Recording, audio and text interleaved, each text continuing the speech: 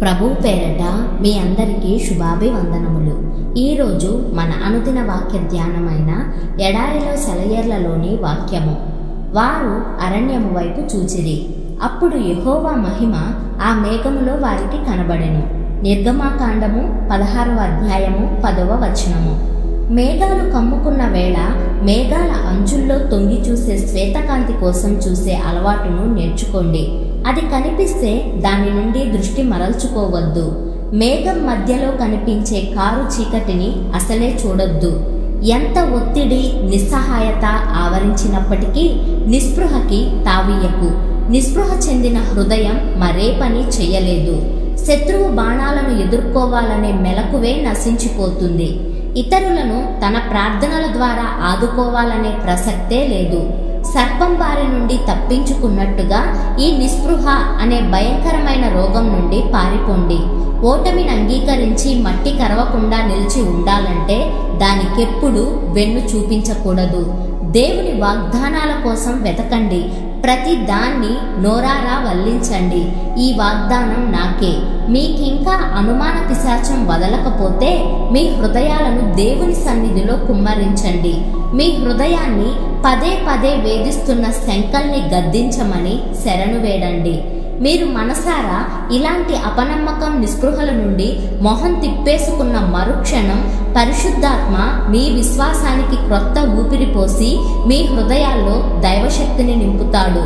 మొదట్లో ఇది మీకు అనుభవంలోకి రాకపోవచ్చు, కానీ సర్దుబాటికి తావు లేకుండా అచంచలమైన నిశ్చయతతో మిమ్మల్ని వేధిస్తున్న అనుమానాల భూతాలను మీరు అణగద్రొక్కుతున్న కొద్దీ క్రమంగా అంధకార శక్తులు ఒకదాని వెంట ఒకటి మీ నుండి వెనక్కి తగ్గుతున్నట్టు తెలిసి వస్తుంది.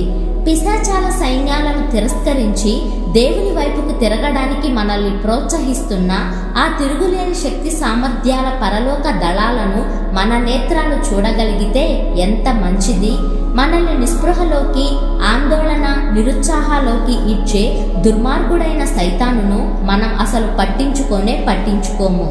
దైవత్వంలోని అత్యున్నతమైన బల ప్రభావాలన్నీ క్రీస్తు పేరట సంపూర్ణ విశ్వాసంతో దేవునికి తన్ను తాను సమర్పించుకొని ఆయన వైపుకి సహాయ సహకారాల కోసం తిరిగే అతి దీనుడైన విశ్వాసి పక్షమవుతాయి.